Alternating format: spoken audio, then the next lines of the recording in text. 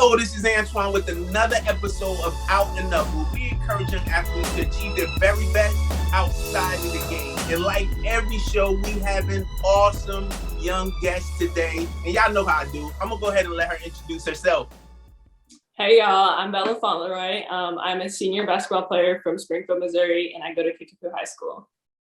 Thank you. We're going to go ahead and get into the questions. You ready, Bella? Yes, sir. So, Bella, where are you originally born and raised? I'm from here, Springfield, Missouri. Both my parents played college basketball here and decided to stay here and settle down after college. So I've been here my whole life. All right. So your parents, where were they originally from? My mom is from Ohio and my dad is from Indiana. So they definitely are a ways away from home. Okay. Now, are those areas that you get to visit sometime? Yes, we actually were supposed to visit my granddad, my dad's dad, for Thanksgiving this year, but because of scheduling with basketball and stuff, we weren't able to. But we try to get up and see the family on both sides every once in a while. All right, cool. We're going to talk a little bit about moms and pops in a minute when it comes to basketball. But when did you start playing basketball? I think I started playing whenever I was 5. We had started a rec team that neither of my parents were coaching. I don't know how I got roped into it without them coaching. But it was me and one of my best friends who's a couple years younger. We had started a team, and we were not good when we started. we were the Stars. We were called the Stars, and it was rough. We've definitely grown a lot since then, but I started playing just because I'd grown up around it. Both my parents played, my older siblings played. So it was my turn to pick up a ball. Wow, that's awesome. What position do you currently play? Right now, it just kind of depends. My favorite spot to play is a 3. I like to shoot outside. But in high school, I run 1 through 5. And whenever I get to Baylor, I'll play some 2, 3, and 4. All right. Have you played any other sports in your youth? I used to do gymnastics whenever I was really little. And then once I got a little bit older, I focused more on basketball. A little bit of track and volleyball were mixed in there too during middle school. But once I got to high school, I really settled in and focused in on basketball. So I think it's obvious without even asking the question. I guess it's safe to assume that your inspiration for playing basketball would have came from the fact that you have a mother and a father who played at a high level. What school did they play at in college? They both played at Missouri State, which was formerly Southwest Missouri State, SMS, and that's where they met. And so is that where your inspiration came from for playing the sport? Absolutely. I didn't really have an option to not try basketball just because genetics, those two. I mean, I'm 6'2", I'm long. I got my dad's shot and my mom's like just physicality. So I had to try it. Yeah. All right. Now you said you had your dad's shot, but I watched some videos and your dad had some hops too. He did. Listen, I can't get up like that. That's all him. But I feel like if I really wanted to, I could, but I'm gonna save that one for later. All right. So I'm gonna ask, but every young athlete is different. You were blessed to have 2 awesome parents who excelled in the sport. Your father, I believe, one year made it to the Sweet 16, and your mother actually made it to the Final Four. Is that correct? Yes, it is. What was that? So I'll ask, was that pressure or did that just help with the learning process, having 2 strong basketball minds in the house like that?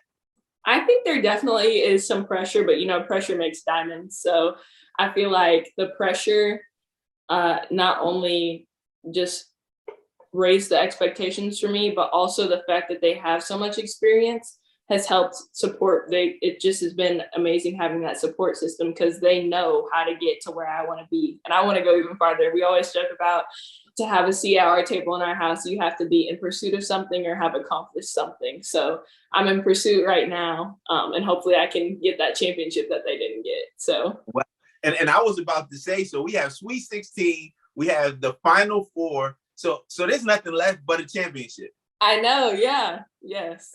That's awesome. That's awesome. So at what point would you say that you notice or you recognize, hey, I could play this sport at at a high level? Like was there a point where you said, hey, I want to play professionally, or I want to play at the highest level? At what point did you kind of see that you had the potential to do so?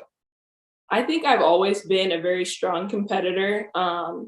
And I think honestly, the people around me who I have been fortunate enough to work with, and especially my parents, saw that potential in me more than I did myself for a long time. But as I've gotten older, I've really just noticed that my hard work is starting to pay off, and that people wouldn't be telling me things and recruiting me and reassuring me of my talent if that wasn't the case. So I think just as I've gotten to an older age where I focused in on basketball more, I've been more certain that I can make it to the next level. That's great. That's great. So I know who Bella Fontleroy is, and I know that you're doing some things at a high level. Tell those that's watching that may be in the cloud somewhere. They're obviously not watching high school girls basketball if they don't know. Tell them just some of the things that you've been able to accomplish out there in Missouri and just overall in the country when it comes to basketball. So as far as my high school basketball career, I've gotten a chance to play 3 seasons. My freshman season, I got, those conference honors and things, which typically freshmen around here don't get. So I was really blessed. Going into sophomore year, though, I did have an ACL injury, which I am finally completely back and healthy from. And then junior year, I received all district conference, all academic. That was freshman year too, all state. And then this year I was nominated for McDonald's All-American. I'm up for Gatorade Player for Missouri. I'm trying to think what else. This past summer I received Adidas All Three Stripe Select Team during AAU season. And I'm sure there's a few other things in there too, but that's Okay. off the top. So did I miss it? You're currently ranked where at in the country right now? I'm top, I want to say top 50. I'm not sure exactly what number because rankings Right. are not what's important. Right. That's something that kids my age definitely get caught up in a lot, but Right. I definitely have been blessed to be able to be exposed to be able to be ranked that high. And that's awesome with what you've been able to accomplish. So you just touched on it a little bit that you had an injury. And what year again was that in high school that you had this injury? That was going into my sophomore year. So it was July of 2019, I believe. Wow. And so that's, for many, that's definitely an adversity where you have to be able to recover and come back and be able to even get over the mental hurdle of coming back from an injury like that. What was that like coming back your junior year after this injury? There was definitely some self-discovery that happened during that time. I had to think about life without basketball for a while just because I wasn't able to physically be in it. Even though I was still around it, I think I'm definitely better off as a player and a person because I had some time away. And then also sitting on the sidelines, it really opens your eyes to ways that you can improve your game whenever you come back. Just even the little things like how to execute it offense a little bit easier. Just simple stuff that you wouldn't see if you were in the moment on the court. Which I think it definitely helped me. I know I never wish an ACL on anyone, but it definitely was one of the best and worst experiences of my life just because I learned so much from it. Wow. So what were some of the things that you had to do, when it came to the physical side of really getting back from that injury? That it was tough. I'm not gonna lie to you. It was definitely the hardest thing I've ever done. There's a lot of nights where you're sore and in pain and you just have to keep pushing through and working through things like that. Like the first couple weeks, all I could really do was try to straighten my knee all the way out to 0 and then get that 90-degree bend. So I would be with a blanket trying to do my little pulls, trying to get my knee to bend. But I also tore my meniscus too. So I was set back. I had to wait 6 weeks to put weight on. But once I started that and I started walking and jogging and doing things, it all came back pretty quick. It takes time. So you got to be patient with yourself. Well, so I'll ask this because this is something this is an area I wasn't privy to. Like, was that something that your mother or father had ever gone through when it comes to an injury like that? Had either one of them gone through an injury like that?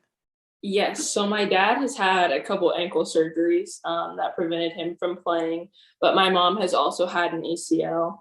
So she was my rock through it all. So is dad, but it's a little bit different. Mother daughter, in the fact that she had been through it before.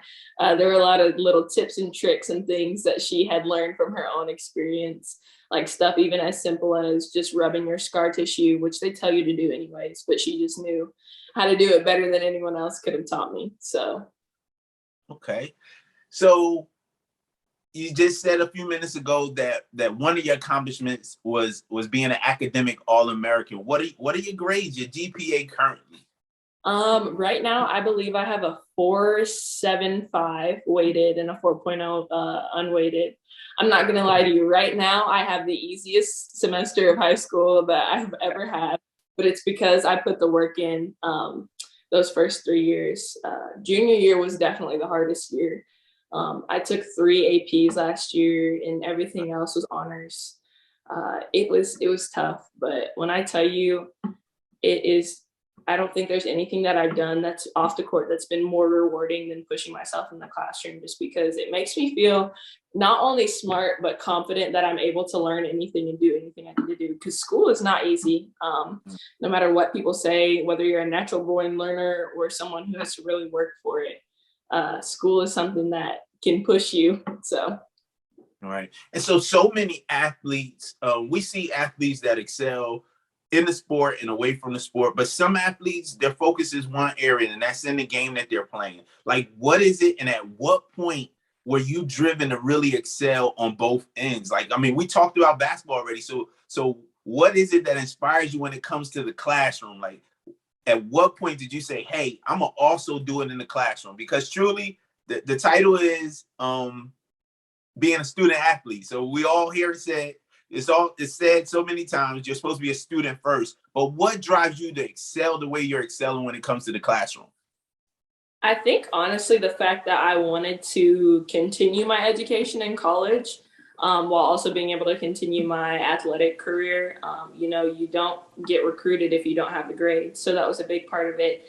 And not only having the grades to be eligible to play or to have the opportunity to be looked at, but going above and beyond and really making myself be like, okay, I want to be the best of the best, not only, which that's my competitive side coming out too. I want to not only be successful on the court, but in the classroom too. So I got to keep those balanced. Wow. So how is that done? Like, how do you balance the two? What are some things, some tips that you can give to the young middle schooler or high schooler on really keeping a balance with playing at a high level, practicing, working out, but at the same time really excelling in the classroom? What are some tips you can give them? The biggest one I can say is be disciplined. I'm not gonna lie, sometimes I still have an issue with that, but whether it's something as simple as wearing your practice jersey to bed and doing things early the night before so you have 15 to 20 extra minutes when you get up to study or set aside time to do things school wise that you need to do. It's hard to find a balance whenever you want to be an elite level player because you're in the gym working all the time. So whenever you're not doing that, it's it's hard to find the balance, but once you get it, it's going to be school, athletics, and then personal life, whether that's religious or social or whatever you decide to do. Finding that balance is really key, but don't let it consume you either. So Gotcha. So in saying that, what do you do in your spare time away from school, away from basketball? What are some things you do to have fun away from the sport? oh man, I'm not gonna lie to you. I know you talked about one of the questions you talked about was like your identity outside of your sport, but I am very grateful to say that a lot of the things that I have gotten to experience in my life have come through sports, and even the friendships that I've made. Like some of the girls that I'm friends with now at school, we hang out, we do life groups, or and go to church on Wednesday nights. Even some of the kids that I train, like we all are connected because of my sport. And it's not always sports all the time whenever we're together. But I train and mentor young kids. Other than that, I bake a mean chocolate chip cookie. I play guitar a little bit. I sing a little bit. I like to make bracelets and craft. I like to show my little artsy side every once in a while. Just normal teenage stuff. I like to have fun. So. And that's good. And those guests that are watching, I'm gonna let you know, I did try to get Miss Fontleroy to sing for us. That's not gonna happen this show. You're gonna have to check out the social media page and hear what she can do when it comes to singing and playing the guitar. But yeah, she's definitely an awesome singer also. And so that's good. I think there's nothing wrong, when I talk about the identity part, really just having that passion for the sport and where you do things even in your spare time that's connected. And so one of the things you touched on was just mentoring or even, training young athletes. I think it's awesome. It's funny. I do a little segment some Mondays. This season I haven't done it every Monday, but I do a segment called Monday Morning Thoughts. And so today's thought was just on asking the young student athlete, how are you preparing to give back? And I think, and I said on it that for the last day of February, which is, labeled as Black History Month, I challenged the young student athlete to look at Harriet Tubman, and that she fought, and was a conductor when it came to the Underground Railroad and experiencing freedom. But she could have thought about herself. But what she did was, the story says that she didn't come back once, but she came back 13 times to help other people experience the same freedom. And so in the time that we're in with the whole NIL and the name, image, likeness, I want to challenge young student athletes to get that mindset that it's awesome that you're having this platform and this stage to be able to experience so much, but don't allow it to go to your head where you think it's all about you. You're doing an awesome job already before you even get to this awesome school we haven't even touched on as far as college, but even giving back to the young student athlete with helping and training, because you said to me in talking, it was done for you. So just speak on the importance of the student athlete just having the mindset of finding ways to give back. Yes. So finding ways to give back is extremely important, just because I know a lot of people that have surrounded me for my whole life that have just poured into me constantly over and over, day in and day out. And I was so fortunate to have them. So I figure, why not do the same for others? Whether it's the little kindergarten kids that come into the gym, or even kids that are a year or two younger than me, if I can stay and help with that an extra hour and just rebound for them or talk to them, or not even coach, but just be someone to talk to. Because sometimes it's more than just the sport. You never know what's going on with someone else. So if you can be a light in their life and help be a positive example or role model or someone for them to talk to, that's extremely important. And then also, not only through my sport, but through school, I'm fortunate enough to have other opportunities, whether it's tutoring or helping set up decorations for the dance. Like, there's just a lot of little things that you can do, whether it's hours of it or even just a few minutes a day. It's really important to let people know that you see them, and that because they helped pour into you, you're going to help pour into others. That's good. That's good. So I think we can probably talk for hours, but let's touch on the school that you've chosen to go to. We didn't even talk about that yet. You're showing the colors already. Yes, Where sir. are you going to once you finish high school? I am going to Baylor University in Waco, Texas, and I'm so excited about it. There is no place like Baylor. Like, whenever I went on all of my official visits, each one of those schools had something special about it. But just whenever I got there on my visit, and it was a long road to get there too. We had 7 weeks of trips and camps and things going on. And when we finally got there, my family and I were just like, this is it. Like, I just felt so at peace on campus. It's a Christian university. It's a private school. Which a lot of people are like, okay, it's in Texas. I don't know, but I really loved it there. The coaching staff and the support staff that they have are amazing. And just all the people there that I got a chance to interact with on my visit. I just am so excited to get there. That's good. That's good. So let us know, what were some of the other choices that you actually had, when it came down to picking a school to go to? My top 5 was Arkansas, Virginia Tech, Arizona, Texas Tech, and Baylor. All So. right. All right. So at that, you hit a very good point. I think it's so awesome. I heard you say it when I threw out, just where you were ranked, in your class when in the country. That was something that you say. A lot of people get caught up in the numbers, but I think it's awesome that you have that humility and just not letting those things get to your head. What is it that in the midst of all the accolades that you've received, the attention that you receive from different schools, what is it that keeps you grounded and humble? There's a lot of things, but my parents are definitely the biggest thing that keeps me grounded. They have poured into me so much, like I said, and just the opportunities that I've been blessed with. I know not to get a big head because I know that there's other people in the household that have accomplished way more than me. But day in and day out, they just tell me no matter how good you get, you got to keep working to get to the next level. And even at the next level, I still want to be one of the best of the best. So you have to work every day. So. All right. What are some? We're not going to talk about majors. You're not in college yet, but just in your time growing through high school, what are some things you're looking at doing outside of the sports from a career end? Outside of being a WNBA player, professional basketball player, what are some things that you're looking at doing from a career standpoint?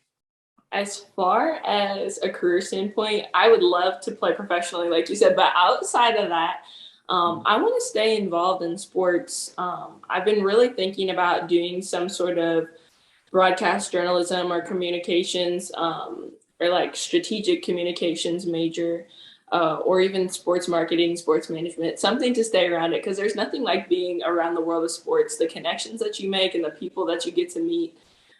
It just is an amazing place. So whatever I can do to stay around it for as long as I can. That's good. That's good. So, area I normally like to touch because I just never know when we have a middle schooler watching or even someone younger. So, just like the transitions, we're going to touch real quick on just the transitions, just to give those tips for the young athlete as they're coming up. What was it like transitioning from middle school to high school? What are some things you have to be prepared for and on that level?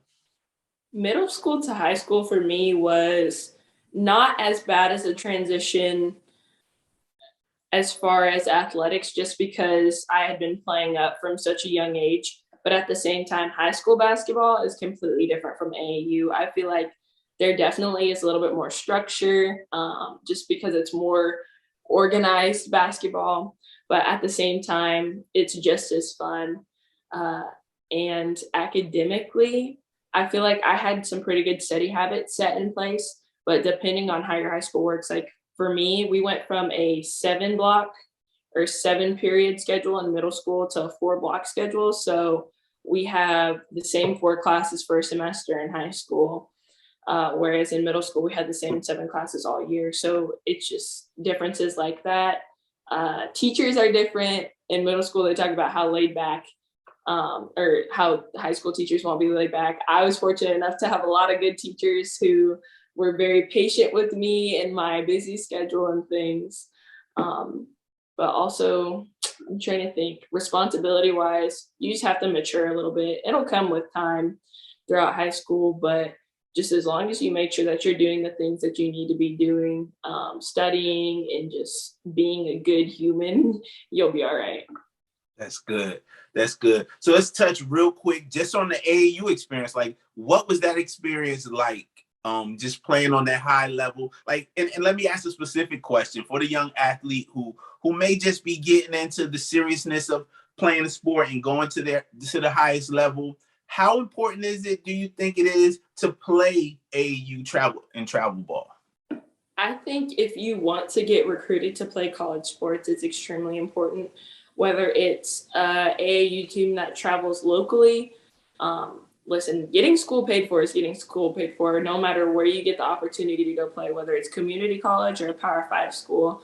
But I do think it's important that athletes have the opportunity to be exposed to coaches, which that happens way more on the circuit just because more college coaches come out to watch AAU events than they do high school events. But at the same time, I know people who have gotten recruited and have been able to go continue their athletic and academic careers because of high school basketball. I think the one awesome thing that I see with, traveling ball or AAU ball, is getting to meet other athletes from all over, because I think that's a big part of going to college. You're meeting people from different areas in the country, and so you get to do that a little early and being able to travel. Where are some of your best relationships at? Like, you don't have to give the names of the athletes, but some of the friends that you or friendships you've built and playing AAU ball at such a high level. Where do you have friends at all, throughout the USA? Oh man, so probably one of my favorite AAU teams that I've ever played on was the year that I got hurt. Actually, we didn't get to play too many games together, but I have a couple teammates actually who are at Mizzou now. One that's up in Syracuse. Where else? Arkansas, SIUE. Where else? I'm trying to think. But I've been able to play with a lot of talented players. And even this past summer, I played with a different program for my last summer. I decided to make a change. And as difficult as that may seem, the transition was so seamless, just because like the support that you get being an AAU basketball player, there's nothing quite like it. So the experiences, the people that you get to meet, like everything is positive. Even if it's not a positive situation, you still learn something from it, and the people surrounding you are still going to support you. So I was very fortunate this summer to make connections with people like that. That's good. That's good. So we're getting close to the end of the show, but we have a group of young people, say, sitting in front of you, Bella, and they're all aspiring to play at the highest level. I want you to sit and just for a quick second, just explain to them how to stay focused to make it on the highest level, even in the midst of going through adversity. You were blessed to experience some adversity and still be playing on the high level. But just tell the young athlete how to really stay zoned in and some of the tools you use to stay focused throughout all the ups, the highs, to playing, at the times you've been able to play at a high level, but even through going through some of the adversity. Speak to the young athlete that's aspiring to play at the highest level. As far as adversity goes for me, especially whenever I had my ACL injury, I turned to my faith a lot. That's the biggest thing in my life that's more important than basketball, academics, anything else. And I just really relied on that heavily to get me through a lot of hard times. But I also, in the same fashion, have people who I've been fortunate enough to connect with, which I actually was talking to her before the show, just so I could get my little jitters out before our game tomorrow. Angie Wiley, she does You Are Strong, and it is a sport focused mental health program where she just sends things on how to focus on your high state or make sure that you're in a good mental state. And just, I'm trying to think of how to describe it, because she does so many positive things for young people, whether it's me calling her and saying, hey, Angie, can we go for a walk? And just talk. Like, she's really good at giving you the tools that you need to make sure that you are as mentally prepared as you are physically prepared for the game. That's good. So that was a really big help, because mentally it is really hard whenever you're not able to perform the way you want to, but also whenever you're not physically able to participate in your sport. So she was a big help for me. That's good. That's good. And I think the mental health part is so important this season. Those that are following the show will get to see a doctor. We had Dr. Cunningham, who is part of an awesome outlet. Black Mental Health and Wellness is an awesome mental health company out of Washington, D.C. area.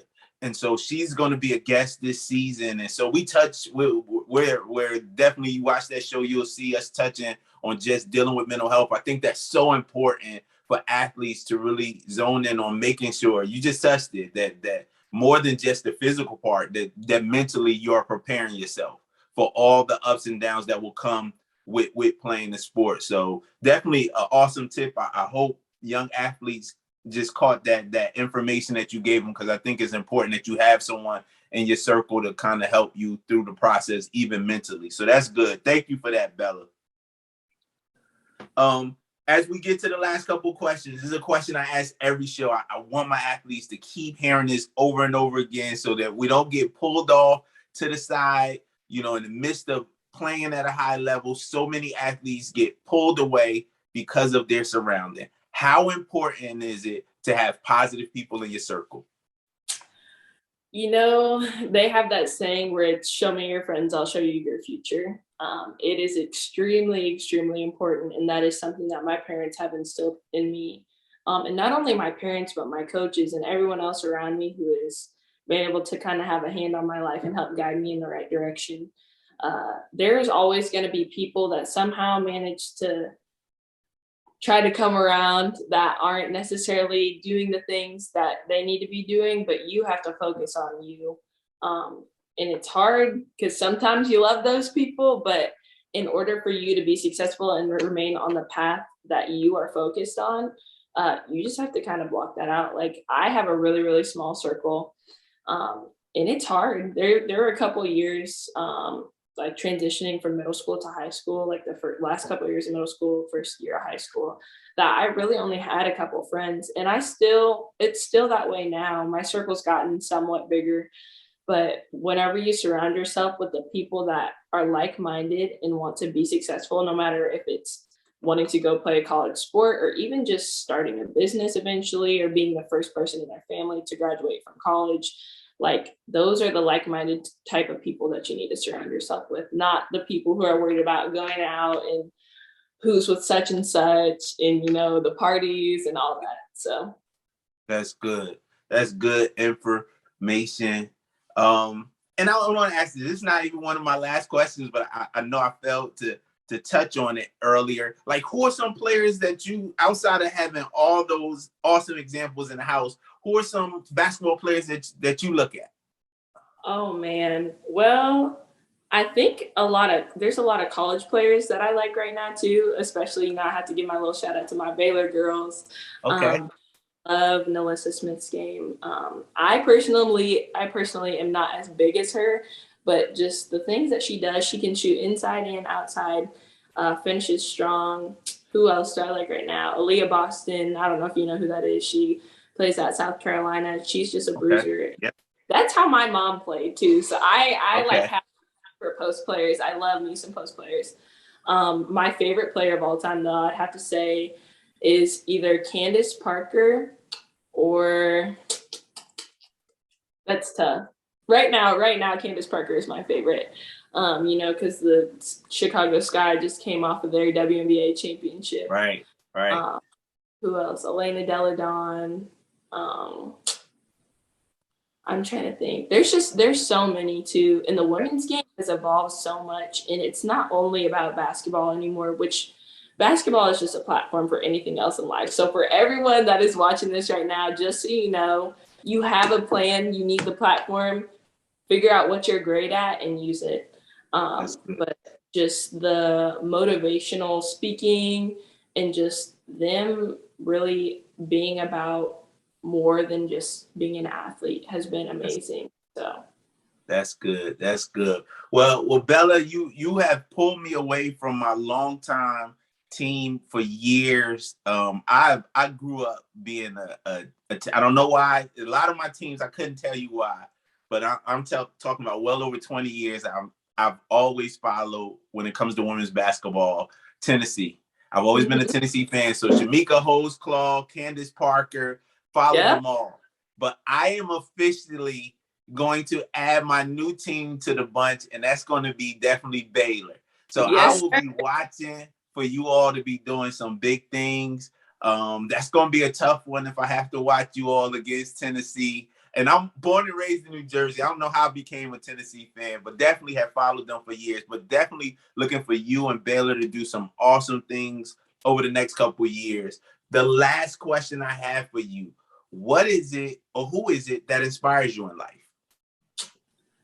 Oh, that is a tough question.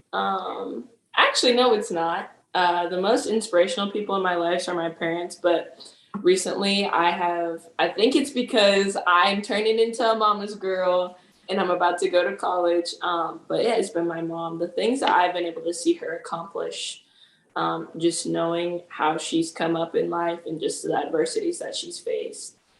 She is not only my rock, but the rock of our family. And I just know that if she can do what she has done and provided all these opportunities for us, then I can do that and so much more just because she believes in me. So that's good. That's good. I thank you for that information. And I don't normally end the show like this, but one of the things I don't ever shy away from my faith. And so I think an important thing that I'm going to take this moment to highlight in this show is just even Bella talking earlier about her faith. And I think it's important because what I always say with every athlete is you have to have that foundation. We see so many athletes that play at a high level, but I think if that foundation, if you don't have that foundation, you're bound to fall at some point. Or I think that is the thing that keeps you, because we all know the storms of life are going to happen. But when you have that foundation and your foundation being your faith, my foundation being my faith, I think that will always be the thing that keeps you through all the adversity, all the ups and downs. So I thank Bella for sharing that even a little bit. I know this wasn't a faith-based show, but sharing that little bit, I think is so important, because I think it is us as people of faith, or even a young person like yourself, that makes it cool. So many young people follow behind what they think everybody else is doing or what they think is cool. And so when we're not ashamed to say, hey, my faith is my foundation, then other young people will not be ashamed to say, hey, I would like to know what you know then. So I think that's good. I thank you for being an example even in that area. So thank you. Thank you for joining us on the show. Thank you for all the information that you've given us, and we appreciate you. Yes, sir. Thank you for having me. Thank you. So you all know, at the end of every show, I always remind you that it is awesome to be good in the sport that you're playing, but it's even better to be great in life. So if you're truly trying to achieve your best outside of the game, continue to join us as we go out and up. Thank you for joining us. Have a good day, and we'll see you next episode.